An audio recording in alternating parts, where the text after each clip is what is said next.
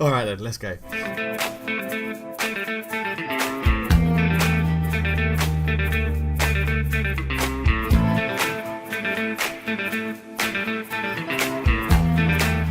hosting? Me. You. 1, 2, 3. Hello and welcome to this week's Football Talk, the podcast, with myself, Dave, back from Thailand in my master bedroom, because we've still got guests staying in our spare room. So, Ooh, master bedroom. Oh, la-di-da. And the voice you can hear on the other end of the line is, of course, Joshua Cool, who you've got a master bedroom, don't you? I'm currently in my master bedroom, in my bed, actually. Oh, in your bed? Yes. So you're out of the cupboard. You come out. Yeah, the cupboard was busy. A lot of stuff going on in the cupboard. What's I mean, going there's on in clothes your in cupboard? Yeah. That's prompted that question. Yeah. Clothes, shoes. There was a toolbox because I got to put the tools out of the way of the kids when I put up a triple wardrobe yesterday. Bollocks. Triple wardrobe. On your own? Flat pack, triple wardrobe on my own. Absolute, honestly, the hinges to fit wardrobe doors are the bane of my fucking life. I hate them. How did you fit it to the wall? Is it? It's against the wall, so it's freestanding. Oh, but yeah, risky, I've been going to the gym recently, so I did a bit of a lift, heave ho up, and everybody's still alive. So yeah, okay. Good times. Nicely done. All right.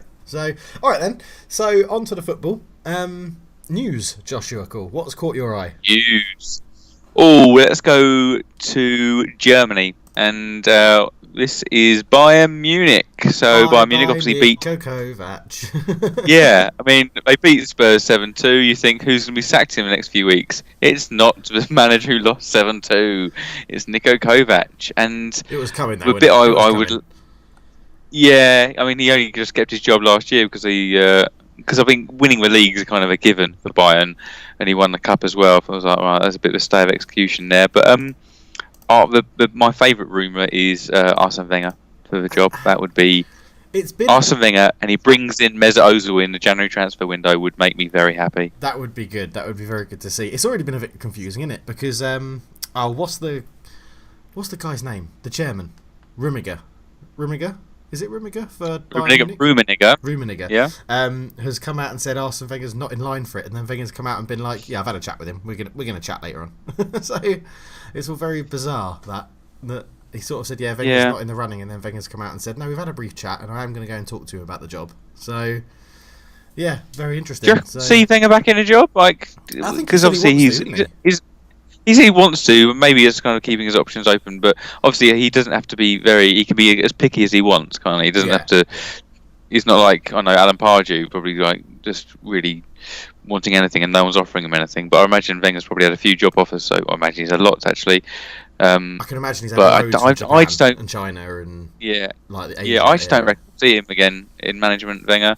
I hope he would get a Bayern job, but I don't see it happening. And he does speak fluent German, which is a prerequisite. But do you think he would be a director of football? Do you reckon someone would take a punt on him as a director of football somewhere, or do you think that's him done? If you don't see him being back in management. No, I don't think so. I think he likes the cut and thrust of management. But the big rumour is Eric Ten Hag, isn't it, from Ajax? Yeah. It'd be which interesting. Makes sense. It'd be interesting if he could step up and do it. So. Because he did their B side there, their previous side, didn't he? Yeah. I mean, he has history there. I mean, but it was whether Ajax would let him go mid-season is the issue. Well, I'm sure they will for enough money. So. Yes, you see, in the interrogation of Celtic's accounts, how much Leicester paid for Brendan Rodgers. No, see that? I haven't seen that. No. What do you reckon they paid to get Brendan Rodgers out of his Celtic contract? 5 million. No. A lot more. Well, almost double. Yeah, 8.8 million, I think it was. Wow. Okay, that is a lot more than I imagined. Yeah. Yeah, but it seems like it's paying off, doesn't it? It does. It very much does. We'll come on to that in the we reviews. Will. Yeah. Yes. Just on Bayern Munich, they've obviously they did well without Niko Kovac, didn't they? 4-0 against Borussia Dortmund in the big. Is it? I guess it's a rival, isn't it? It's got to be a rival. Yeah, it's called a Classico. Yeah. Yeah, Der Klassiker, I think it's called, isn't it? Yeah. Yeah. So. Fair play. Yeah, I mean, Dortmund have had a horrible time of going to Munich of recent years. I think I looked at their results yesterday, and I think it's pretty much that kind of pattern for the last 5 years of big thrashings. Yeah, But it's the man who's kind of, well, without him, I don't know what Bayern will be doing, but we can say about a lot of clubs. But Lewandowski, I think he's scored in every single Champions League and league game this season. He has, yeah. His scoring run is the best ever, I think, of consecutive. It's crazy, across isn't competitions. I think consecutively scoring across competitions, it's the best ever, I think. Yeah, ridiculous. He's so good. And he's one of those people that was like, I wish he was playing for a better nation. So you can see him do it on international scene. So yeah, because it's that criticism of like Messi gets never going to win a national international trophy. It's like, well, you can't really do much about that. Clubs, you can kind of choose where you go and make decisions. You're at the mercy of your nationality. I mean, obviously you could change it early on, like recently Adama Traore, the Wolves winger, has now decided to play for Mali, hasn't he? So yeah, it's not him. There's somewhat choice in the matter because you may have dual nationalities, but you're at the mercy of your generation, aren't you? Really? Yeah. You definitely are. So yeah. Something I wanted to touch on, just while we're talking sort of European football, did you see the Shakhtar Donetsk Dynamo Zagreb game? Anything? I did, absolutely and mental. yeah. Well, most mental was the guy who gave away the penalty in the 90-odd minute. That 97th minute, yeah. Yeah, but people didn't see it. So Dynamo, I mean, going into the 70th minute, it's 1-1. Between the 70th and 80th minute, both sides get a man sent off. And from the 80th minute onwards, 80th to the 90th minute, Dynamo then go 3-1 up. It's like, great, we're going through. And then from the 90th minute onwards, they fuck it right up, and it goes level 3-3. And with 3-1 up, Dynamo I think would have been qualifying for the next round at that point. Yeah, I think they would have. Yeah. Now they're unlucky. Might not even get the third spot because they've got to beat Man City and someone else. I can't remember off the top of my head. Yeah, Atalanta. Yeah, unbelievable game. If you haven't seen the highlights, go and watch the highlights because it's just, I'll put it out there. It's just brilliant to watch those highlights. Yeah, the penalty was ridiculous in the 93rd or 5th minute, which was eventually taken in the 98th. It's more ridiculous because you read it and you go, how's that a penalty? With a foul on a goalkeeper. How's that a penalty? When you realise it's the opposing goalkeeper in the box being fouled. Yeah. It's like, yeah, which ties nicely into the talking point. The other game in this group also ties nicely into talking point. We'll cover at the end of the match, end of the podcast. Yeah, I treat podcasts as matches. This is it's my match today. Yes, the City Atalanta game, which ended with Carl Walker going in goal. It's how much do you love to see that, Dave? It is good fun. It is. I'll always remember when Rio Ferdinand went in goal for Man United. I think Big John O'Shea went in goal once as well. Against Spurs, that was, yeah. We've had Harry Kane go in goal. Yeah, and he conceded an absolute shocker against he'd scored a hat-trick. Team, doesn't it? Yeah, he'd scored a hat-trick, goes in goal, and then absolutely dollies it. So, didn't they hit, wasn't it a free kick hit straight at him? Yeah. And it went through his hands and his legs, like Taibbi-esque. Yeah. Will you watch the sole save of Carl Walker's in this match? And he's not watching the ball at all. He's just staring straight ahead, and his arms down. There's no wonder you don't catch it, Carl, because you're not looking at the ball. The best bit, though, was when he realised he'd caught the ball, and then it took him about 3 seconds to realise that goalkeepers go down on the ground to waste time. So he stood there going, aha, whoop, flops I've got to do something now. Yeah. So, Josh, I think from there, let's go to a good segue. I think early on, let's bring the poll forward. Okay. So I posed a question: which of these brings you the most joy in a football match? And it was a goal-scoring goalkeeper, a 22-man melee, a goal-mouth scramble, and an outfield player in goal. So a lot of these have kind of happened recently. So the goal-scoring goalkeeper was brought to my head because of Ben Foster's headed attempt saved by Kepa. 22-man melee, you often see that, but I haven't really seen a full-on really good one recently. The goalmouth scramble was because of Spurs' opening goal against Red Star Belgrade was fantastic. We hit the bar, post, a goal line clearance, a penalty we probably should have been given, then we eventually score, brilliant.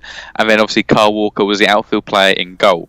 Now, before I say which one won, I also felt like after seeing Harry Wilson's goal yesterday, I also feel like a well-worked set piece straight from the training ground should be in there, because they're a little bit of a little unbridled joy there, isn't there? I do love a set piece, a well-worked set piece goal, but I still would have voted for the same option that I voted for. Okay, and you voted for what then, Dave? I voted goal scoring goalkeeper, because it's just absolutely brilliant when it happens, because it's normally the 90th minute, 89th minute or something. They've normally come up for a corner. You get the odd one, which is like a long kick where it's caught in the wind, and even those are great. But I think, a goal scorer goalkeeper is just, I think it's unbeatable in terms of football. Well, yeah, if it is that the reformer where you're talking about it's last minute, because obviously there's a need for it. So anyone scoring in those last few minutes, because it would be to either draw or win the match. Yeah. Unless there's some other technicality like goal difference or something like that, it would be anyone scoring. But the fact that your goalkeeper's come up and done it is just But I didn't actually vote for that. I voted for the goalmouth scramble, because it's just that constant kind of bumbling along of excitement, cause it's like goal, no goal, oh my goodness, and just everything kind of just goes slow motion, but it's also quick at the same time, like, oh my goodness, what's going to happen? I just absolutely love that. I thought you would have gone a 22-man melee, because I know you love a good bit of handbags on a football pitch. I do. Problem with that though, a problem I find with 22-man melee is that you can't actually see what's going on. There's so much going on. It's zoom out. Camera zooms out, get everybody in, and then you can't see what's going on. I want everybody wearing a GoPro so I can see what's going on. So that would be the joy. But the winner was outfield player and goal, and in second place was goal scorer and goalkeeper. It wasn't, Josh. It wasn't, because I'm looking at it live right now, and it's 31% each for goal scorer and goalkeeper and outfield player and goal. What? It's a joint tie. I've literally saved it here. 32% outfield player and goal. How many votes have you got on yours? 35. Yeah, 35 votes. 31% and 31%. I've got a tie. What is going on with Twitter?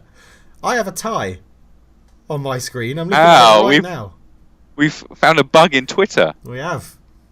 Yeah, I've got 32-31. It's crazy. Oh my goodness. What are your other two? Wow. Breaking news. What are your other scores? Actually, yeah.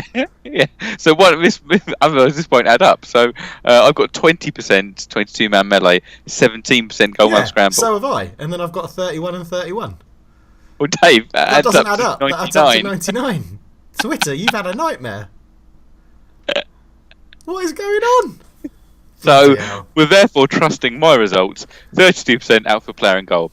And I had a brief chat with Axel Bob beneath. He's like, outfield player and goal is mad funny, but goal scoring keeper is one of the epicest things that can happen in football. So I posed the question, for the day when outfield player goes in goal to then go up late for a corner and score. So like the Harry Kane situation, he's had to go in goal, and then we need at some last minute. And or it could be the other way around. Obviously remember David James probably a few seasons back, Stuart Pearce.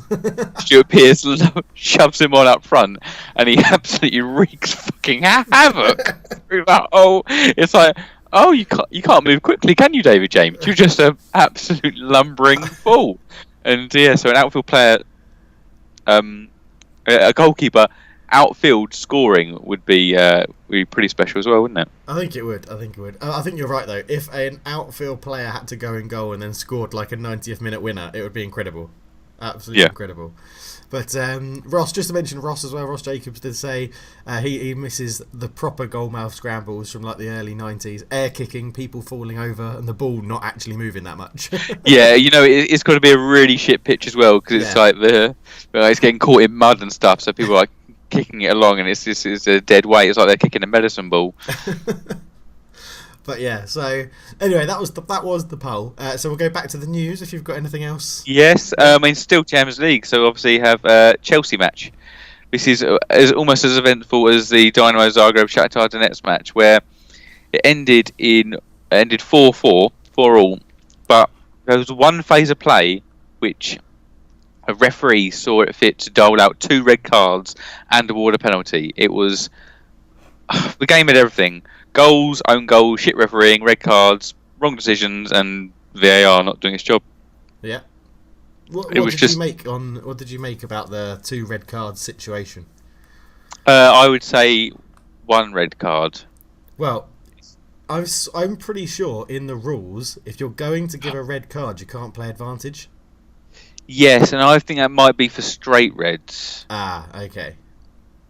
Yeah, I think that might be for straight reds. But yeah, I mean, obviously, was it Blint, wasn't it? And that's definitely a second yellow. But I don't know, the handball was just like he had no idea what's going on there. It pops up and hits him, and toward a penalty and red card. That was. But I mean, as much as on both sides, really, Ajax still tried to attack and win the game after going down to 9 men. It's just well done to them to do it. But Chelsea, we'll come on to it in the reviews, but Chelsea, it's got to be great to be a Chelsea fan at the moment. It's just so joyful. It's just... Yeah, it must be brilliant. It must be like there's youth, there's good football, there's a manager that you love. It must be wonderful. Yeah. It must be absolutely wonderful. So best thing they did was the best thing that happened was Sarri wanting to let go, wasn't it? Yeah, definitely. So well, and he's gone. It seems to brought out the best in Jorginho as well. So which is very bizarre. Forward passes and to people. Yeah. So maybe Jorginho just follow Lampard around for the rest of his career now. Yeah, maybe. Who knows? But manager of the month, Frank Lampard, by the way. Oh, well, that means he'll probably lose his next game, won't it? It was he didn't. A curse. Can you remember that curse? Someone was. I'm never sure if it was really a curse. Maybe it happened once or twice, but he got awarded that before the Palace game yesterday. Okay. So he has broken that curse. Yeah. The other thing I've got to mention news-wise, Liverpool will play 2 teams in 2 continents in 24 hours. Yeah. Which unbelievable. Will be interesting to see. Do you see? I don't know if it was real or not, but they posed a question to Villa if they wanted to come to Qatar. No, did they? Yeah, I'd like to think that was false, but I don't know. I'd love to think that's real. Would you? Amazing. That's amazing. That's kind of that becomes like the 39th game type issue, though, doesn't it? But it'll be before you know it, they were like, "Oh, this is a success. Let's do it more." It's like, "Oh God." Yeah, true. But it's just that would be imagine if that happened. It'd be brilliant, especially for the League Cup, which everyone's like, "Oh, it's shit. It's rubbish. What does it matter?" It'd be great. Way to boost it would be different, but I'd probably rather get rid of the League Cup. But well, yeah. But okay. Little touch on women's football. I know we don't cover it too much on here, but we lost to Germany. I don't know if you saw that. Yes, I saw. Yeah, in a record crowd. Yeah, good record crowd. Really good. My niece and nephew went in the UK, which was good. Good to see. Phil Neville's not having a very good time of it. So he says he's taken responsibility for their totally unacceptable form, as they've lost 5 in the last 7, I think it is, something like that. Correct. Yeah. So. Yeah, so I watched the highlights. Obviously, I couldn't watch it live because I was on holiday, and B, they weren't showing it. So, but so I just thought I'd touch on that. We don't cover women's football that much, but it's good to see the Lionesses drawing such a good crowd. To be honest. Yeah, I'm wrong. It wasn't a record crowd. It was record ticket sales, but sold something like 87,000 tickets. Only 77 turned up, so it was a few thousand short of a record, which was the Olympic final between US and Japan. Yeah. But yeah, Phil Neville, I'm not sure is the future of women's England any management. Sort of football. I don't think he's the future of any sort of football. Yeah. So. No, he's just odd when he speaks as well. He's strangely arrogant as well. I don't quite understand where you've got that from, but I think they need to change it up. Yeah. Well, fair enough. Have you? Right. Would you like to see a woman in charge of or do you think it should just be the best person? For both men and women's football, it should just be the best person for the job. Black, white, male, female, gay, straight. It should not matter what goes before it. Okay. My one thing I do kind of feel like I should stick to is that I feel like nationality does matter. So I feel like. I've never really sat quite right with me like Capello's and Sven Eriksson's. I feel like we've spoken about this before because it can help with nations advance with their footballing style and play. But I feel like you're representing your national team. It's that national bond. I feel like you should be doing the best with the best physios your nation can offer, the best managers you can offer. Yeah. So that's the one thing I do have a slight tie to. But that would be a great chat for, Josh. Next week when it's an international break. Hey. So, yeah, okay. Let us know your thoughts in the comments about what you think about international management. Should it be the same nationality? And we can talk about it a little bit more in depth. Next week, I think. So, Anything else in the news? I feel like I'm missing something massive, but... Well, I don't know if we're going to mention, but I'd say last week, obviously, saw in the Everton Spurs match, we saw a horrific injury, didn't we? Oh, yeah. Yeah, the Andre Gomez horrible ankle dislocation fracture. Yeah, and I watched a kind of video around it, how it all, like the recovery and the issues, and apparently it could have been a lot worse. It kind of because cartilage hasn't been damaged, so that's been quite good. But just I hope he recovers well. I think it's more of the physical side is obviously very well taken care of with specialists these days, but it might be the mental side of things.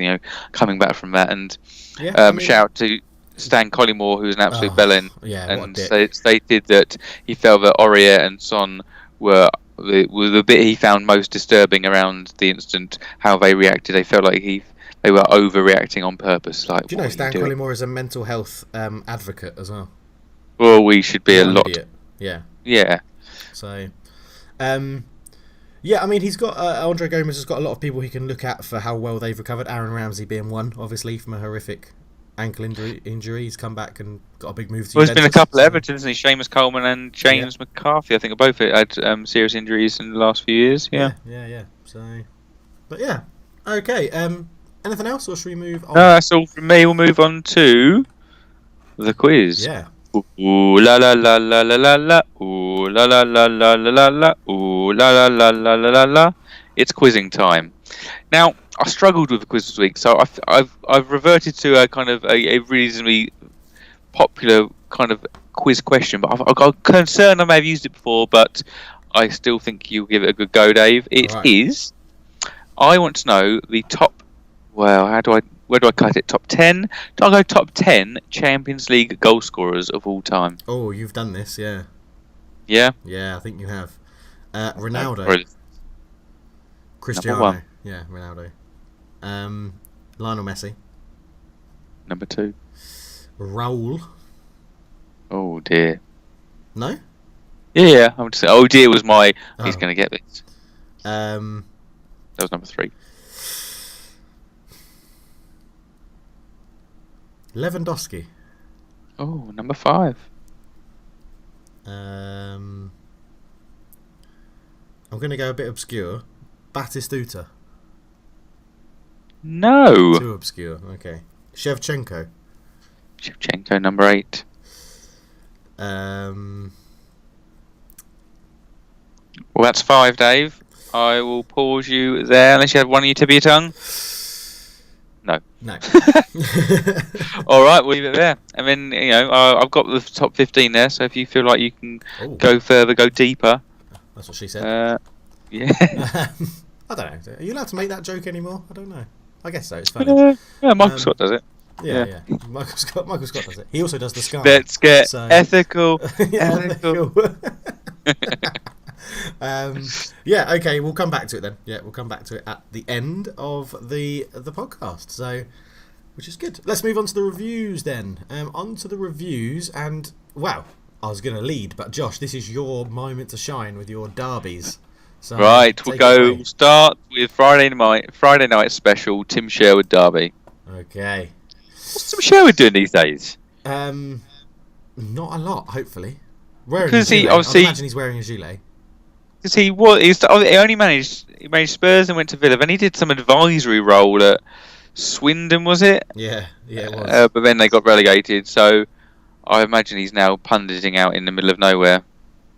He'll probably pop up on my screen today. The Tim Sherwood derby, Norwich v Watford, with a score, Watford 2, Norwich 0, and Norwich, welcome to the Championship. You cannot lose a game at home to the bottom side who have yet to win a game. It's looking bleak. Disastrous. Yeah, it's looking bleak. No Pookie, no party. I mean, he played, but he didn't score. So I mean, he's having a shit party, isn't he? Really, he really is. He scored 5 goals in his first 3 games, and he scored 1 in his next 9. So wow, and my bet with Jim is still on. My wager. That is absolutely. So, yeah, I'm happy. I reckon there's still some people who have just kept him in their fancy size, aren't there? They've gone, everything's going to be all right. He's going to start scoring it. It'll come good. Yeah, that's what they're thinking. But Yeah, I mean, it was a much needed win for Watford. A result that they definitely needed. It pulled them off the bottom of the table and put Norwich there. So it's an all-round massive confidence boost, isn't it? Especially Absolutely, yeah. Even going down to 10 men as well towards the end of the game. Delafeu, again, he's the man. He needs to step up now, be the main man now. If they're going to drag himself out, he's that one with that touch of class. Do you think he's looking at this season now thinking, right, well, we're probably lower half, so if I play well, I get another big move sort of thing? Yeah, I would say that he's probably... He knows he, on his day, is much better than this side. I think his aim will be to not get relegated with them.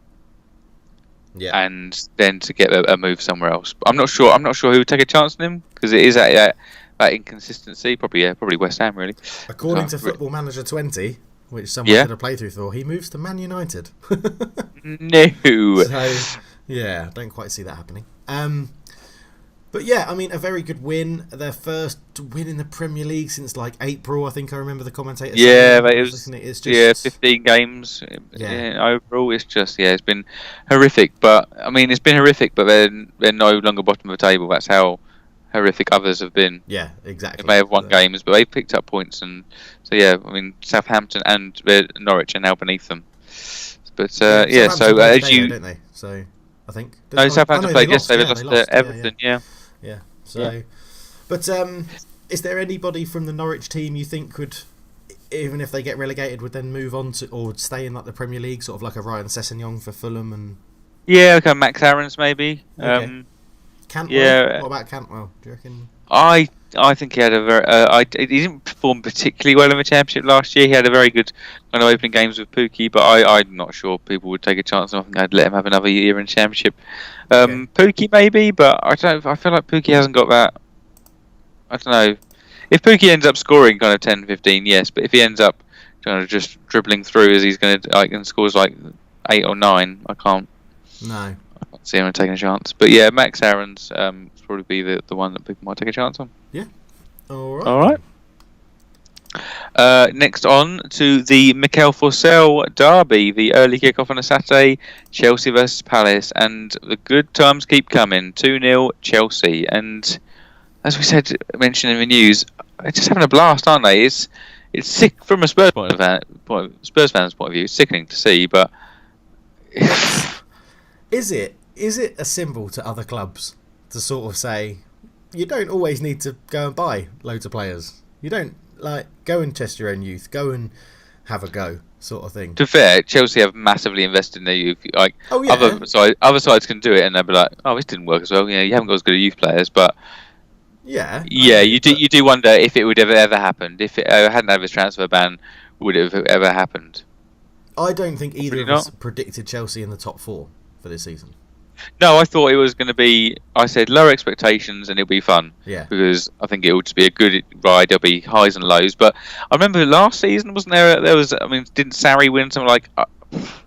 His first 9, something like that, and then the bubble really burst. And so, the bubble may not burst, but be prepared for it because otherwise it's a real phenomenal job. I mean, not many English managers do that well. I think Lampard's on the best run since Alan Pardew or something like that. So there's not many English managers do it.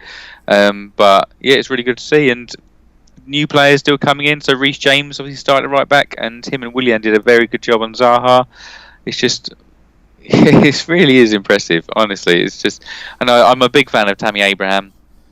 It's good to see him getting Premier League goal. In here. I was a big fan of him at Villa in the Championship, and then I was a bit sceptical coming into the Premier League, and he started quite slow, but he seems to have found his feet, definitely.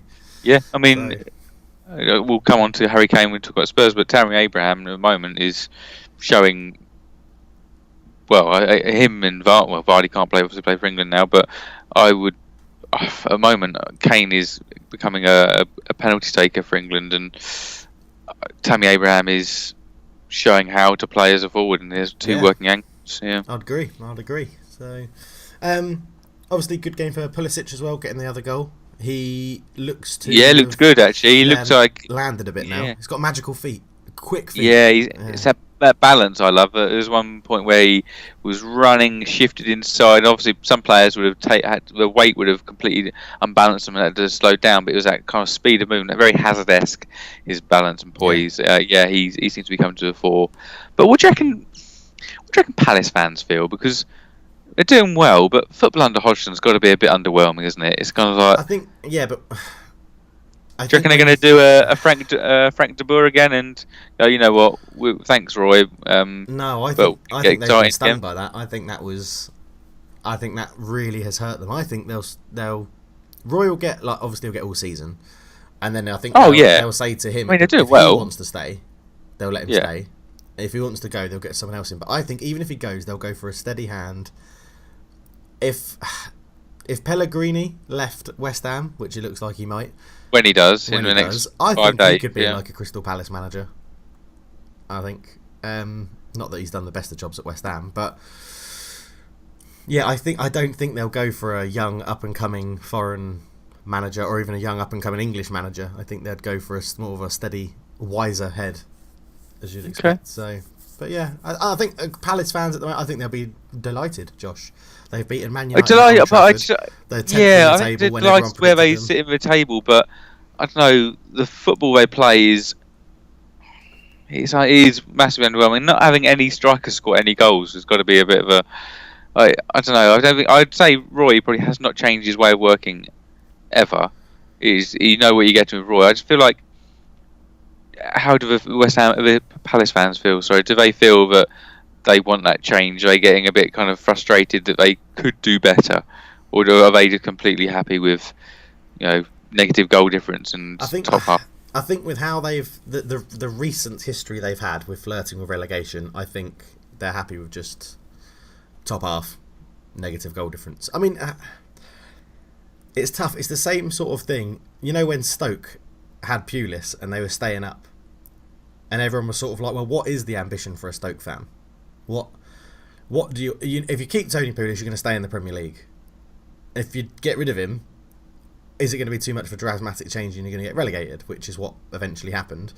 And currently 23rd in the Championship. And I think, well, look at Man United. Yeah, it is always a risk because you don't really know how things are going to... I'd take points and get us up into the top half of the table as a Man United fan. I'd love us to play all this attacking, wonderful football that we did against Partizan Belgrade, but then it's Partizan Belgrade, and most of them have second jobs as a farmer, so no offence to any Partizan fans. And Spurs look great against Red Star Belgrade, 9 goals in 2 games unconceded, but we can't play them every week, can we, Dave? Exactly. So, but yeah, I think Palace fans will be pretty happy. I'd be happy if I was a Palace fan. Okay. I've got a soft spot for Roy Hodgson as well, so. Bet you have. Yeah. Filthy bastard. We'll move on to the very famous goalkeeper, famous for wearing his grey tracksuit bottoms. The Gabor Kirai derby, Burnley versus West Ham. When did he play for West Ham? He had a little loan spell there, didn't he, I think? No, did he? That would have thrown me right off in a Wikifile. Gabor Kirai. Yeah. He did as well. No, he never played for him though. So is that a technicality? That's not a part of Wikifile, mate. That's not a Wikifile. I wouldn't have... Oh, check you out, eh? Yeah, a little stint in England, didn't he? He did. Loves playing claret and blue. West Ham, Villa, Burnley. Has anyone else completed a trifecta of West Ham, Villa, Burnley? I'm sure they have been. Yeah? Yes, so Burnley versus West Ham. Wow. 3-0 Burnley, and I want to say, Dave and I told you so, because when we looked at Roberto's goalkeeping a few weeks back, we were like, blimey, they play Burnley in a few weeks, going to have a field day. He's a fraud. And what happened? The third goal, he flaps and punches the ball into his own net. He doesn't even flap at it, because he goes with such conviction for that punch. He just misses it. It's not like, you know when you get a goalkeeper that flaps and then sort of palms it weirdly up into the air. Yeah. He has gone full throttle with that punch, like he's trying to knock out Mike Tyson, and got it all wrong. Is he the worst goalkeeper West Ham have ever had? He must be in the Premier League. He is horrific. He is truly horrific, and that's the thing. Like, I firmly believe they're going to sack Pellegrini this international break partly because how we're playing, but because the game after international break against Spurs, so the new manager bounced and Spurs won't get a result, obviously. But I think Fabianski is still going to be out, so that's not going to change anything there. Just pick the youth keeper. He cannot be any worse. Oh man, He had he flapped, he did a punch early in this match, and and it's got to be that point in time where you go, I'm going to go punch this, and then you realise there's not a player for like 2 meters around you. Like you punch, you've gone, I could have caught that, could have caught it, and then it comes back in for a shot. It's like, wow, just the way he was. It's just so bizarre. It's just that he's not a goalkeeper. But then he is completely at blame for the second goal as well, where you don't see it. Therefore, I'm calling it as a mistake. He dollies the ball, a little throw over the forward. Oh yeah. Into the centre back's feet. Centre back miscontrols it, but you really dollying it over. You're putting him under pressure because it's not fast to his feet. He's then got to make sure he takes. It's just honestly horrific. Just kick the ball up the pitch. You absolute. Oh God. I just love the third goal, the own goal with the punch, when he gets up and says, "I was pushed." Ashley Barnes is about a yard in front of him. Like a good 2 honestly, looking around for anything to excuse. But I would also bang the drum of Dwight McNeil again, because that guy can deliver a pinpoint ball. That unfortunately offside goal. God, that ball was perfect. The header's perfect. That would have probably been my favourite goal of the weekend if that had been counted. He can really whip the ball in. He's a good guy. He's a good player. He really is a good player. He's a very good player. I do like the look of him. So, I mean, are we saying that's it then? Pellegrini's done. Well, yeah. So we've got Pellegrini, Emery, and Hasenhüttl. 3 of those. I would not be surprised to see 2 of those 3 go. I don't think Hasenhüttl should go. I think Pellegrini. I don't think any of them were. I think Pellegrini stands the best chance of being sacked. Hasenhüttl, I don't think deserves to go, and Emery is a bit of a confusing one. But yeah, I think Pellegrini's time is up mainly because of the chairman there. Not exactly. Yeah. Okay, Josh, you are the new chairman of West Ham United. You come in and you have sacked Pellegrini. Who is your number 1 target, realistic, as manager? Ooh, that is a good point. That's the only saving grace I think that might keep Pellegrini in a job. Well, in fact, there's very. I mean, I think them being them will just try and go out and go. Oh, we tried to get Mourinho, but you've got Allardyce. Do you not think they'll do that? Go, we tried to get Allegri and all this and that and the other. But I suppose there isn't too much out there. Did you see this week who was linked with a potential Everton job if they get rid of No. Mark Silva? We called it Mark Hughes. Oh God. Oh man. Fucking hell. He shouldn't be anywhere near the Premier League. He should be nowhere near the Mark Hughes, he should be nowhere near the Premier League. Absolutely.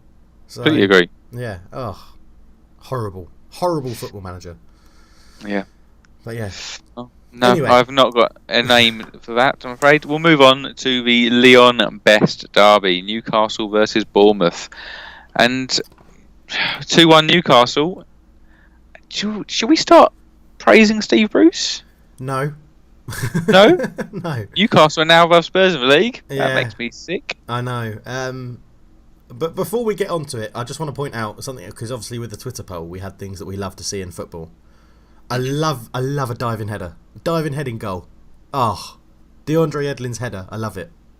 Yeah. What a header. He also was a little bit confused about what happened there. I think he probably thought he was offside. Yeah. Yeah. Yeah, diving header was one, because the list could only be 4. Diving header was one of them. And what's the if I say to you diving header, which one goes straight into your head? Oh. I want to say an Alan Shearer one, but I can't remember who it was against. Oh no, for me it is Spain versus Netherlands World Cup. Van Persie, yeah. Van Persie kind of swanning it, salmoning it. Yeah, that was just ridiculous. Shout out. So I think Bruce probably does deserve a little bit of praise now, because I don't know, Alan Saint-Maximin, again, I really enjoy watching him play. Yeah, absolutely love him. Great until he has a sight of goal, then it's like, whoa, God, what am I doing here? Or his teammates have a sight of goal and then they kick it at him when he's on the floor. Yeah, I mean, Almiron's never gonna score. Yeah, but I think Bruce is doing all right. I mean, I don't think many of us predicted where they'll be now. No, but the only reason I don't want to give Steve Bruce much praise is because you don't like him. Well, that, and it's his defenders bailing him out for goals. And I don't think you're as a manager you don't plan for your defenders to score, so you can't praise him for his tactics. You might, you never know. These subsequent maybe Newcastle documentary, he's like, guys, I need you to score some goals because Joel Linton is not going to contribute. Almiron definitely is going to contribute. So Kieran Clark, can you step up and score me some goals? Yeah, I don't see the team talk going like that, Josh. Playing. I have no idea what Steve Bruce's team talk would consist of. To be honest with you, would he read from one of his novels? It's probably just, I was just thinking about what kebab he's going to get later. So, but a good win. We sort of touched on it before as well. Harry Wilson's goal, the well-worked set piece. Lovely work set piece and lovely finish as well. Aren't they? Bournemouth have had quite a few well-worked set pieces. Have they? Eddie Howe can do something, can he? So he can do something. You're going to get on the bandwagon, the Eddie Howe train, due to set pieces. The train that I've. Well, my train, they're hating him, or no, the good train. No, only bad train of Eddie Howe. You've derailed that train, haven't you? The good train of Eddie Howe. Not a fan. Not a fan. Yeah, Newcastle up to 11th, Bournemouth in 7th. All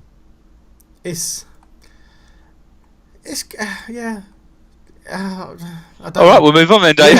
I don't want to praise Steve Bruce, but he is getting them to play better. He is. He's doing a lot better than we all thought. We'll move on. We'll move on to the James Beattie derby. Okay. Southampton versus Everton. 2-1 Everton. And just before we get into the game, because you said the James Beattie derby, can you remember when he was an absolute beast? When he just couldn't stop scoring goals? Yeah, he's getting like almost a 30 goal season. I thought. At one point. I think he probably had a 30 in all competitions, I'd say. Yeah. Yeah, I always thought it was a bit of a nothingness, not great, but he scored a few goals. Southampton then to Everton. He had a bit of time at Stoke as well, didn't he? Stoke. I remember my mate who's a Stoke fan, who was a season ticket holder at university, and he was like, Dave, listen to this. And I listened to it, and it's a voice message from James Beattie saying, "Hi, this is James Beattie. Please renew your season ticket at the Britannia and come for some entertaining football this season."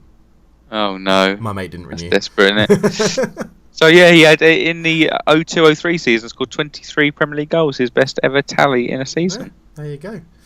Anyway, back to the game. And it's actually a very good result for Everton. First away win of the season, and but Southampton with Hasenhüttl. Remember last year the Hasenhüttl kind of revival. I think now looking back, it just probably wasn't sustainable. So they were playing high press, but they probably haven't got midfielders to do it for a season. They had a high defensive line to congest it, but they haven't got any centre backs with any pace. Their centre backs are actually pretty woeful overall. I don't think any of them are, and then if they're not playing high press, they can't play with the ball with possession football because I don't think they've got the players. It's not. I don't think they're overall good enough, honestly. Okay. Centre back is where it's really weak. Bednarak, Vestergaard, Stevens, Yoshida. They're not good enough. I mean, because I liked Hasenhüttl when he first came in, and I thought he would do well for them. Obviously, I think he's got good methods, but I just don't think he's got to be surprise of the season positively. Is he just a new bounce manager though? Is he like a Marco Silva, just come in, get the bounce up, and then see you later? Well, I think he can, because he could implement that method. They could see an end in sight. They go, right, let's just get these 10 games, let's do this.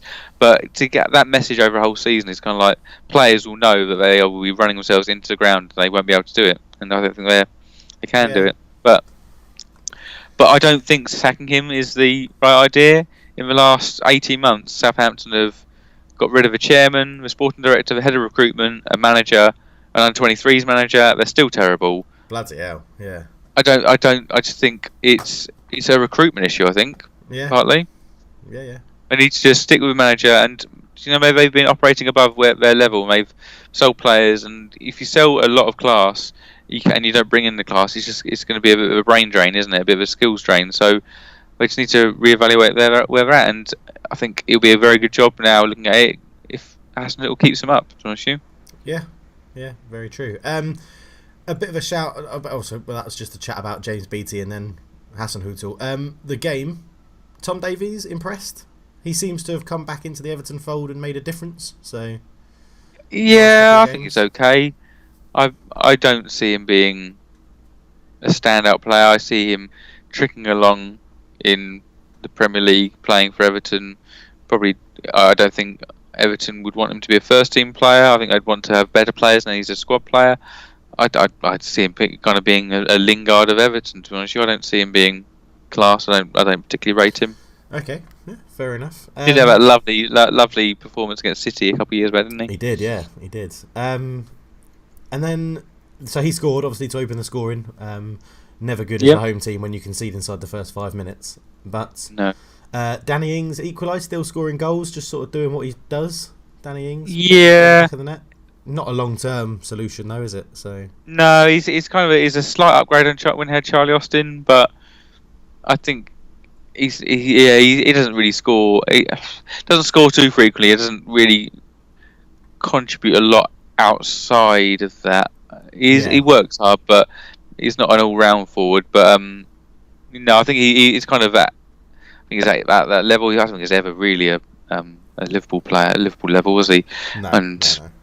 He would have scored goals. I mean, I wouldn't say Origi is at Liverpool's level, but he has found a niche for himself, hasn't he? Yeah, 31 goals Origi scored for Liverpool. I think it is now. Yeah, that's quite impressive. Yeah, it might be Liverpool and Belgium, but he's definitely scored quite a lot more than I realised. And then scored some ridiculous goals as well. Weirdly, a man that's been linked in the gossip columns, nothing actually like concrete, but Richarlison scoring. He's been linked to Man United recently. God, I hope Richarlison. Yeah, he seems to struggle. I mean, he seems to start seasons as well. He's done this the last 3 seasons. Starts as well, and this was his first goal in something like 7 games or something. He doesn't seem to have that. It is a physical or mental thing, but I don't mind him as a player. I think he's a decent player, but he's still young. He's 22, something like that. But I don't see anything outstanding with him. I mean, I'd agree. Everton paid something like 35, maybe up to 50 million for him. So I think 50, up to 50, from Watford, wasn't it? Yeah, so. Yeah. I don't see. I'd be surprised if he gets a big move from what I've seen from him so far. But the players can obviously continue to develop and adjust. He's only been here. He's had 2 full seasons in England, so he's still got time to push on. All right. A player from who I don't think is ever going to push on, James Ward-Prowse. He had a real weird kind of end of last season with the new manager bounce, but for me he's so overrated. If he couldn't take a free kick, he wouldn't be anywhere near that side. And for someone it's where's his position? It's kind of like a Beckham light. It's like, does he play centre mid? Does he play right mid to whip in crosses? He's not fast enough to play on the wing. He can't really tackle. A lot of sideways, backward passes. I think he can spoil a balance of a side by trying to crowbar him in for those. I'll level with you, Josh. Yeah. I've always liked James Ward-Prowse.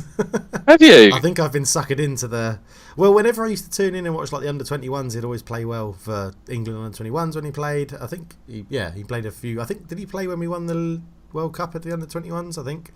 I think he was part of that squad. I've always liked him with Southampton. He delivers a lovely set piece. That's the thing. I think it gets people's attention with his set piece delivery. Maybe I'll watch him a bit more carefully in the coming up games and make another judgment. So let's have a look at that. Yeah. All right. So we'll go on. You can say the derby in a minute, but we'll go on to the Tottenham game, which I assume will take up a little bit longer than the other games. So I don't know about that. I'm gonna just move on. The Michael Brown derby. Okay. Michael Brown. You remember Michael Brown? I do remember Michael Brown. Played for Portsmouth as well, didn't he? Yeah, we signed Michael Brown from Sheffield United. I think he scored something like 19 goals in the Championship the year before when we signed him, and he was. Well, the Championship was a level, we'll say that. Oh, okay, where to start? So Spurs played well midweek, and we kept pretty much the same side. We changed out the fullbacks, so Aurier and Davies came in for Rose and Foyt, and it was the side, the midfield especially, that I feel a lot of fans have been calling out for, but they played and we're still shit. So it's kind of like... But this is me clutching on the straws. I'm like, well, we have better centre back. I think Davinson Sanchez has done a lot better recently. I thought he was really good at Everton, and I thought Eric Dyer was really good against Red Star Belgrade. So starting them, I wasn't averse to. But I can't see Eric Dyer being. If Eric Dyer is going to be a starting centre back for us post Toby and Jan, I am pretty sad. Yeah. We need someone to partner. We've spent a lot of money on Davinson, and he has got talent there. I think we just need someone to partner him. So I think our centre back partnership can get better, and obviously our fullbacks can get better. But God, I think I'm at a point of writing off this season, as was Pochettino now. Pochettino came out after yesterday's game and said, pretty much, we're writing off this season. Hopefully I get time to build the side I want to. It's kind of like, Christ. Yeah. And it isn't great. I mean, Harry Kane is not the player he once was. And I've always looked at Harry Kane and gone, oh, which goal scoring record is he going to beat? Is he going to beat this, that, the other? I'm actually concerned for him now that he's turning into a mediocre, above average, not an elite forward, because I just think he maybe rushed himself back from the ankle injury for the Champions League final. Yeah, definitely. And is that fully healed? Because Harry Kane used to just take shots, and he's just not doing that. And is it a mental thing? Maybe he's still concerned about his ankle, and he's just going to play through it. But he's not going to that was his chance to rest and chance for it to get better and heal. And in hindsight, he wouldn't have taken it because we lost, obviously, but in the Champions League final. But he's not the player he once was at the moment. No, he is struggling. Yeah, he's still scoring because he will just be thereabouts, but he's not nowhere near as effective. And people go, oh, look at the pass he's playing. Are you more effective at the moment when he's not playing with Son as your striker? No, we had that against Everton, Son and Mora, and it didn't really work. I think it could have worked. It's hard when we're so set up playing with him there. It's hard when you just have to switch immediately, and not give it a long run. Yeah. I just think, part of me thinks, like last season, was Harry Kane. Was he jealous of seeing Son do well, rushed himself back? Did Son score in the first goal in the new stadium? I don't know. I just feel like there's just something not right with Harry Kane. But what I would say there's a lot right with is Sheffield United. And I'm posing this question to you, Dave. Yep. Sheffield United this season, or Wolves as a new promoted side last season, for taking everything into account, which one's doing better? I'm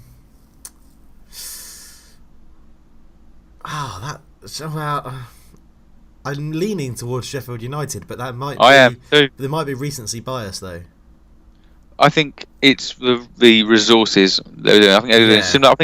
I think Wolves play better football. Don't get me wrong, but Sheffield United don't play bad football. They play effective football, and it's a massive shout out for Chris Wilder. I kind of not really got involved with Sheffield United. I kind of just I haven't gone out my way to kind of understand. But I had a look at Chris Wilder, and this is the man has won promotion with every club he's managed, bar Halifax, who went bust. He's never been relegated and never been sacked. For someone who's managing outside of the Premier League and not managing top level clubs, that is amazingly impressive. That is. I didn't know that. That is very, very impressive. Yeah, I mean, I think they've gone unbeaten in between international breaks. I think.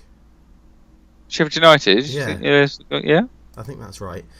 And up in 5th, positive goal difference of +4, 17 points from 12 games. It's very, very impressive what he's doing and how he's got them playing. And they haven't really reinforced, have they?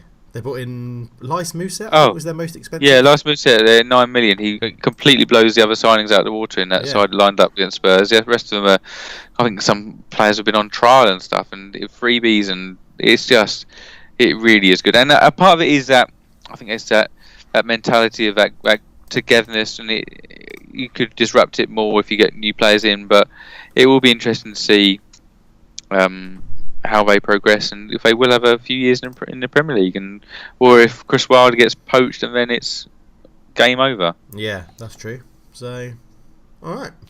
Anything else you'd like to say on that game? No, I just think I'm. Have you ever tried to do this just to support someone else, not to change the club you support, but like to go? You know what?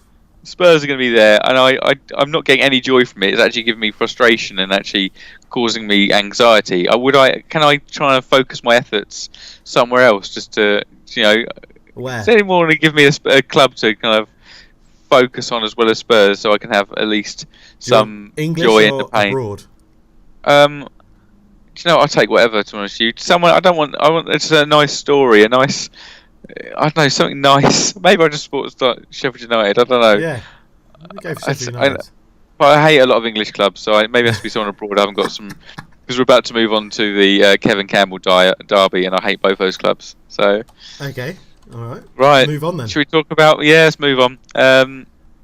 Yes, Leicester versus Arsenal. I watched this match, and man, Leicester are playing nice football, aren't they? They are. I always thought Brendan Rodgers got lucky at Liverpool, but he is actually a good manager, I think. Yeah, he is. He did play nice football at Swansea. He did well. I mean, that's probably one of the most exciting forward lines that have been around with Suarez up front for Liverpool and Sturridge, and that was super exciting. And was it Sterling as well? Yeah. Yeah. I mean, obviously Celtic, he wins trebles, and you got to go. Okay, you do come across as a bit of a tool, but I remember when Spurs were last season, I was like, I'd have them at the Spurs, yeah, it's a bit sad to see for me. I mean, I only ever hated Leicester since they beat us to the title. Yeah. But otherwise, I think I'd quite like them. And Jamie Vardy is having a party still. He is the party. He is loving life under Brendan Rodgers. It's fair to say, I think. Yeah. So, it just reflects really badly on Claude Puel, who tried to get him out of the side, doesn't it? It does. It's like, what were you thinking? But I mean, would you like to see Vardy started up front with Maddison in behind for England? So in the latest England squad, obviously you didn't have Jack Grealish called up. Yeah. And we haven't got James Maddison called up. And I think it's because we don't number 10s don't particularly play well. I mean, in the wide areas, it's kind of so we got Sterling and Sancho you're up against. It's not easy, and so I think And do you want to get to a position where you're doing what we did with Paul Scholes and play him out on the left? Okay. Ultimately you've got a structure and a system that your best players are there for, and do you want to crowbar in players because of form? I'm not sure. As an international manager, shouldn't you be able to adapt that formation to pick the in-form players? Depends. It's all a balancing act. Does that informed players balance out better than slightly out of form players playing in their best position and with a higher ceiling? It's a tricky one. It's a good situation to be in that we've got these players being spoken about as potential, and we're missing out on these players. That's a good situation. I like that. If only some centre backs could come forward as well now, please. I mean, so Leicester City then 2-0 winners. 2 very decent goals. The Vardy goal was lovely build-up play for that one. Yep. Are they? Do we have to consider them serious top 4 contenders this season now? They're 9 points ahead of 4th place, of 5th place. That is serious. Are we considering them title race contenders, according that they're at the current moment in time second and a point above Man City? I would say it will become very interesting if City. I don't think they will. If City get a result against Liverpool, it will become very interesting then. Okay. Because it can just that all right up. But yeah, I don't think many people. No one would have predicted this top 4 at 12 games in. Absolutely. Arsenal. Who can Arsenal blame? They can't blame Xhaka. He's out. Mustafi didn't play. So I mean, Ozil played, so he probably gets some blame. But Emery, as usual, he. Yeah, I think it's what I said last week, is that I don't think he knows what game plan he wants to play. They sort of press high but don't push up a higher line, so they leave their midfield really open. And it was so easy for Leicester to sort of pass. Well, basically, I think both goals started with Ricardo Pereira at right back, and then he's a very good player, but it was so easy for him to just either knock a ball up the line or knock a ball inside, and then they did a little bit of triangle. It was very basic, wasn't it, really? It's not triangle football to go round one player and then do the triangle again round the second player and get a shot off. It was, it's hard. I think you have to blame Emery. They've recruited badly in defensive positions, you could argue. Like, badly, maybe a bit of a strong word, but Torreira I'm not too sure about. He looked good when he first came in, and then Emery sort of moved him around a bit. The centre-backs look poor. Bellerin's coming back from injury, and he couldn't do too much about the goal, to be fair. It was just a shot through his legs. They're always a little bit lucky when that happens. Yeah. And there was this big thing about, when Bellerin and Tierney are fit and playing, Arsenal will be fine because they can push their fullbacks on and create more opportunities. But I just don't see it happening under Emery. No, and I don't think when Arsenal appointed Emery, I don't think anyone was going, "This is it. This is the new." There have been so many sceptics, and quite rightly so. He didn't have a great time at PSG. Obviously, you achieve a lot at PSG because of their status, but he wasn't an overwhelming success, and obviously achieved quite a bit of severe with his Europa League wins. But it wasn't huge. Like when Liverpool got Klopp, I think a lot of people, you look at Klopp's last year at Dortmund. Yeah. And maybe look at Poch's year now, and you think they're quite similar. Well, but a club signing Poch, say he leaves Spurs next year, I think they'd be. And when Liverpool signed Klopp, you kind of go, okay, it's a stand up and take notice. Yeah. Emery's kind of like, is that just that tier below? I think. Yeah. Well, even though Emery's won a lot more than won a lot more than, I think, probably maybe more than Klopp and. Pochettino, maybe even combined, but I just don't think he's quite up the level as a man manager and that kind of that. Yeah, he's a bit of an enigma, isn't he? Yeah, he definitely is. Stan Kroenke didn't help him out at all when he was appointed, saying we've got Emery in because he plays very attacking, entertaining football in the Arsenal way. He definitely hasn't done that since he's been. No. But yeah, well, that was. If there's anything else you'd like to say, but that was the weekend fixtures so far. Obviously, yes. Today we have Man United versus Brighton, if I'm not mistaken. I'm hoping to watch it later. I think we'll get a result. I'm here sitting in my Man United shirt. I'm relatively confident we'll get a result. So I think you will get a result. I think Brighton will play some good football. I feel like you'll get your penalty and win it. No, but if you've got a decent record against Brighton, or it's a different Brighton side, I just got a feeling you'll get a result here as well. Yeah. Yeah, and then Wolves Aston Villa in the West Midlands derby. Draw written all over it, right on it. Get 1-1 draw. 1-1. Okay, 1-1. 1-1 draw. Done. Tick. I'd say that's worth a punt, Josh. Both teams to score. Yeah. Draw. Yeah. Combined bet. I'll put that on. I'll put my 10p on, and we can see that roll in. And then the big one. Yeah, and big choice for Pep because Edison's out. So who does he go with in goal? Does he go with Claudio Bravo or Kyle Walker? Wow, the Bravo is pretty shit. Yeah, Kyle Walker's got more clean sheets this season. Yeah, that's interesting. I didn't know it had been confirmed that Edison was out. So yeah, I think it's a huge blow, and that's the thing. You look at that City side, and you look at the Liverpool side, and you go, "There's no real weaknesses." You look at the City side, you go, "That defence is weak." Yeah, central defence and goalkeeper, you go, "That's not at the level it should be." I'm wondering, do you reckon do the tactics for Liverpool and Jurgen Klopp change because Edison is out? Do you take more shots from range? Do you put more crosses into the box because? Like you say, centre backs aren't strong. How the fuck can Liverpool put more crosses into the box? Christ! Trent Alexander-Arnold's foot will fall off. They play to that strength anyway. That plays right into their hands for me. Yeah. Okay. Yeah, but what I would say is it will galvanise City. It will galvanise them knowing that when you've got that attacking unit, they know they've got that behind them. That De Bruyne's and Sterling's and Silvers and Aguero step up and going, we need to make this happen because what behind us is a little bit frail. Yeah, I feel Well, it's going to be one of two things, isn't it? It's either going to be a really entertaining goal mouth action, loads of it, because City's approach will be we've got to just score one more than whatever Liverpool score because our defence is shocking, or it'll be a very timid 0-0 because both teams, Liverpool are in the prime position. They don't really have to go for it. They're 5 points. Well, if it's a draw, they'll be 5 points, 6 points clear of Man City. And Man City might be like, well, let's just keep it tight because we've got to play them again when we'll have all of our reinforcements fully fit, hopefully. So, yeah, if Mourinho was playing this, it would be a must not lose for Man City. Whereas I feel like Pep's going to go. I feel like he might just go must win. Okay. And I think it might. I think Liverpool are going to win it. What score do you reckon? I think it's going to be 2-0. I think it'll be 1-0. You got the same as Mark Lawrenson, 2-0. Oh, me and Mark Lawrenson, 2 peas in a pod. Yeah. 1-1. I think I predicted. I even predicted 2-1 Man City. I can't remember.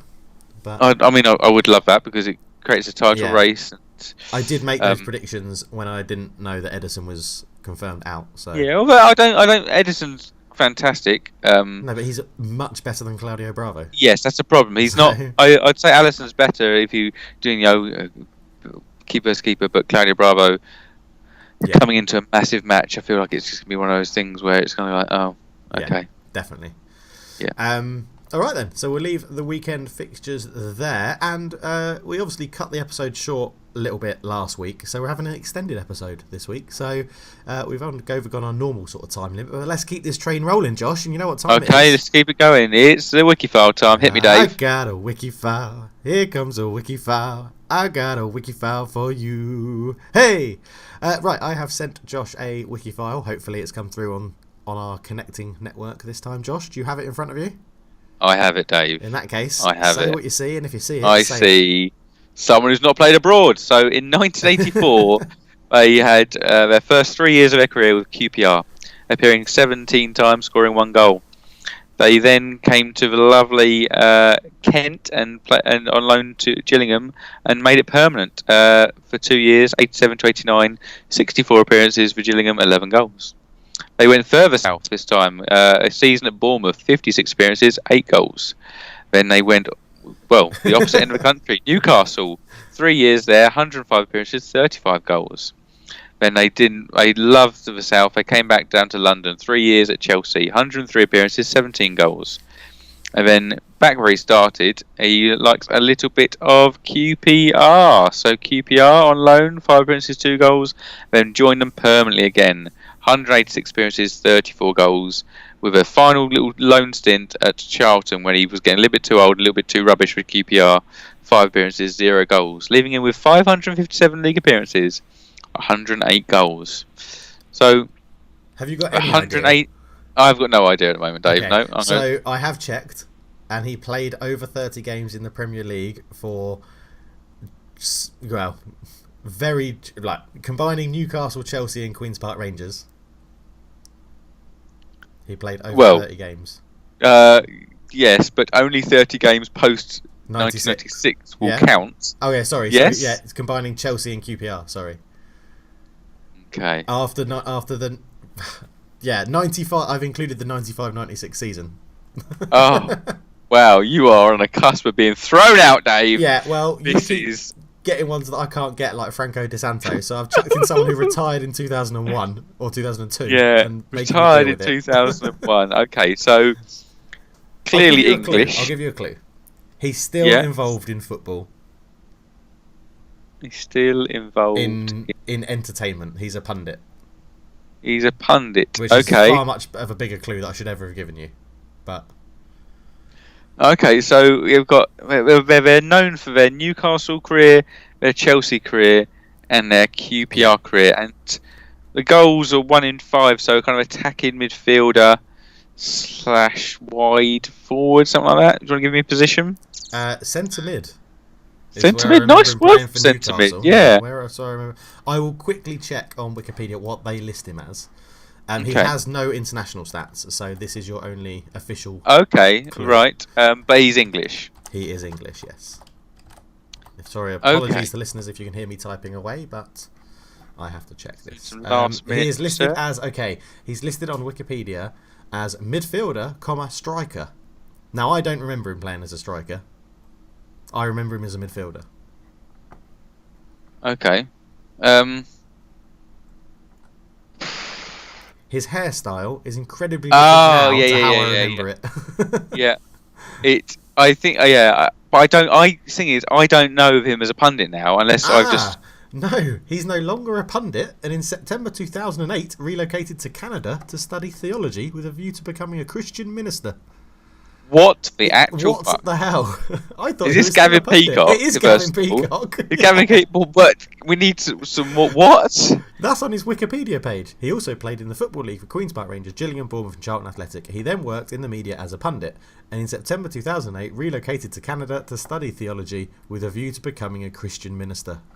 I am now on his Wikipedia page. He has presented songs of praise. Yeah, 10th of February. Wow. Okay. I mean, yeah, I'd love to go to the Rockies. I wouldn't mind visiting them in Canada. That'd be lovely. But tone down the old religious stuff, please, mate. Calgary. He's currently residing in. Oh man. He co-authored Yes. The Grand Design, a book presenting a complementarian view of gender roles. What on earth is that? Oh God, that That sounds men and women dangerous. have different complementary roles and responsibilities in marriage, family life, and religion. Okay, see you later, Gavin. Peacock. Okay, Nutter alert. Why do I pick these people? Yes, Oh. I'm now looking just at pictures of Gavin Peacock, and now I've got someone different in my head. Who am I thinking of? Was it Gareth Ainsworth? I'm actually thinking of as the hairdo. I've mixed up hairdos and face. What hairdo are you thinking of? I'm thinking of someone with a big long ponytail. That was Gavin Peacock, wasn't it? Was it Gavin? Because I'm looking at Gavin Peacock. That's why I'm looking at Gavin Peacock, and he's got a little goatee now and Yeah. bald head, but he had a kind of.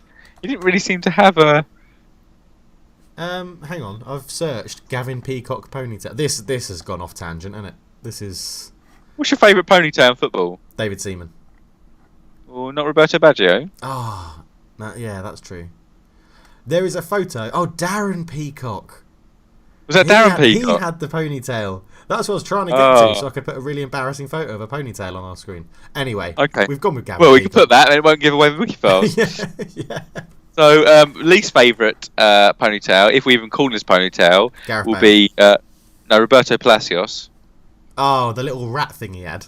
Yeah, Yeah. I'm not even sure of that. Emmanuel Petit, what do you think of that? Oh, yeah, that was good. That was decent. It had a good flow to it, his ponytail. Yeah, it was lush. Did David Ginola ever go for a ponytail? I'm not sure if he ever tied it back. I think he kept it kind of Hairband, didn't he? He had kept hairband. going. Yeah.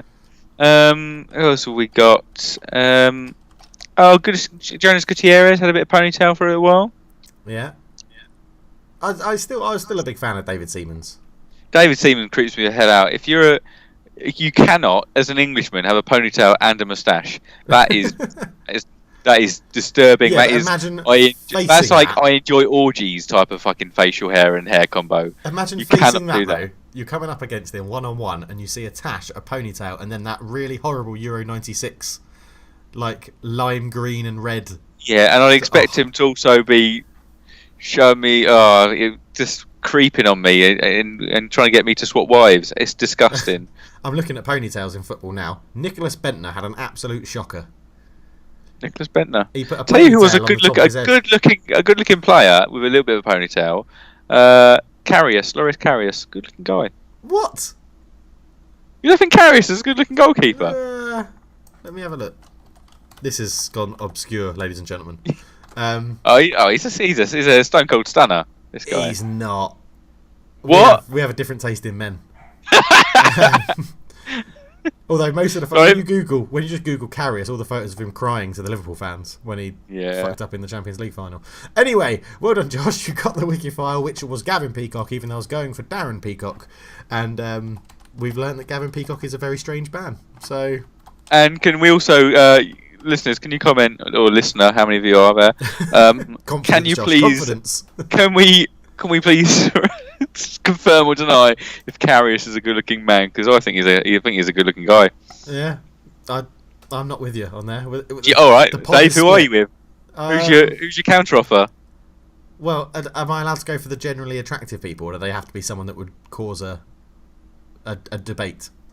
No, just who you think is a fantastic-looking goalkeeper, footballer. A footballer, yeah. Well, David Ginola. Oh, come on, mate. It's like when you ask your mate, who do you find attractive? They go, Cindy Crawford. Pick someone real time.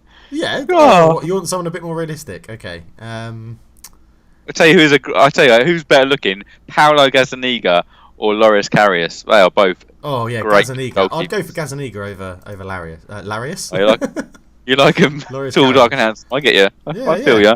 Yeah, Yeah, a bit of a all right. bit more of a There we foreign go. element to it, is it? Than... Maybe we should change the Wikifiles to be like your face or mine. Like, which goalkeeper you find more attractive? Yeah. I'm now looking at photos of Gavin Peacock, and my God, he's got some weird photos. Do I do a photo of him in church? Yes. I've got a great Did one. you like Holding a book called Sermons for you have to Church. follow on from Nobby Solano with his trumpet last week. Yeah. But he wasn't the Wikifile though, so it's all right. We didn't do a No. Wikifile last week. No. Well, this is great chat, guys. Let's move on. Let's get back to the quiz. Back to the quiz. Yes. I asked Dave who the top 10 Champions League goal scorers of all time were, and he has currently named the top 3 of Ronaldo, Messi, Raul, number 5 Lewandowski, and number 8 Andrei Shevchenko. But who are the other 5, Dave? Well, I've got 8 names written down, so I'm hoping I get them. Okay, hit me. I'll tell you where they sit if they're in the top 15. Right, I'll go ones that I'm more sure of first. Sergio Aguero. Sergio Aguero, number 14, out. Oh, okay. Van Nistelrooy. Van Nistelrooy, number 6, in. Benzema. Number 4, in. Are we... yeah, something I had to ask you that I forgot to ask you before when you first did the question. Is this modern Champions League, or is this including, like, Puskas and... No. No, okay. So I said Benzema. Henri is on my list. 7. Okay. Morientes is on my list. No, not in the top 15. Okay. Drogba. Drogba, ooh, number 11. Inzaghi. Oh, number 10. You need number 9 to complete and I've it. only got one name left written down, which is Cavani. Oh, number 15. Oh, man. Who am I missing? Right. So you're missing someone who's 2 of them are still playing. 2 of them? One of them is... Yeah, so I've got the top 15 now. You've named so many of the... okay. You've only got 3 left of the top 15. So Ibrahimovic. Ibrahimovic is number 9, yes. The other 2, one is still playing, one is retired. One is Italian, one is German. And they're both they're not orthodox strikers, either of them. Thomas Muller. Thomas Muller, yes. And an Italian retired not orthodox striker. Yeah, scored a lot of goals with his left foot even though he was right-footed. Oh, Totti? No. No. My knowledge of Italian footballers isn't that good. You do know him. Do I really like him? I don't know what feelings about him. We'll comment on his good looks. Oh, he's good looking. De Rossi. Oh, he's Italian, isn't he? So, no, he. Oh, so this player, his Wikifiles would read Padova, Juventus, Sydney FC, Dover? Delhi Dynamos, Padova. Oh, Padova. Padova, probably, I imagine. But yeah, Juventus were his Italian side of note. Trezeguet. No, he's Italian. He's French. It's Alessandro Del Piero. You didn't include his Australia stint in his Wikifiles that you just... I said Sydney FC, Dave. Oh, I wasn't listening. Well, that will hamper your ability to hear. Yeah. So, okay, there you go. I did well. Yes. So, I'm happy. Well done. Well done all round. Yeah. Thanks. Right, is that the end of this? Yes, it is, Dave. Of this. Bring it to a close with a very professional outro, please, Dave. Before we get on to that, Alessandro Del Piero, fit? You said we'd chat about his good looks. Over. He's no Karius. Oh God. Okay. Yeah, we'll end it there. Oh no, I've got one. Any other business? I've got some the Super 6. Oh God. Super 6. So of the round we did yesterday, the winner was Shivam with 16 points. Nice. Dave, you got 2 points. Yeah, boy. This month is Shivam again. So Shiv again, joint top with me at 33, and let's have a look who's winning the season. That's oh God, how embarrassing! I'm top of the season. You're such a prick. And wow, almost double the points that you've got, Dave. Yeah. So well done, Dave. Well, it's the taking part, Josh, that counts. It's the taking part. Yes, you tried your best and you failed. I've tried my best and I failed. That don't try. That's what exactly. To quote The Simpsons. Yeah. Yeah. Yeah. It's difficult, isn't it, Dave? It's difficult. It is difficult. It's difficult to predict the right things in life. I mean, yeah. I'm just hoping we've predicted Pellegrini right. Oh, we have tainted done. It. We have done. Don't you worry. Oh, okay. You're confident. I'm all right. Yeah. 24 hours time, he's gone. All right then. Good to know. Well, we will leave it there because we have overrun ever so slightly, and you're probably bored of me and Josh talking about which footballers we find attractive. But yeah, thank you so much for listening. You can catch our back catalogue on YouTube or at the Football Talk YouTube channel, where you're probably listening to this. I think that's where we get our most viewers.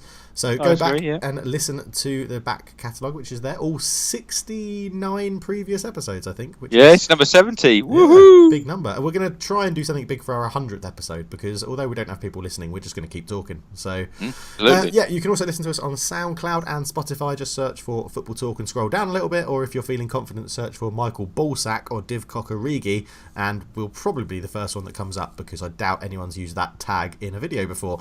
But thank you so much for listening. I have been Dave, that has been Josh, and for now, we're out. Cheers.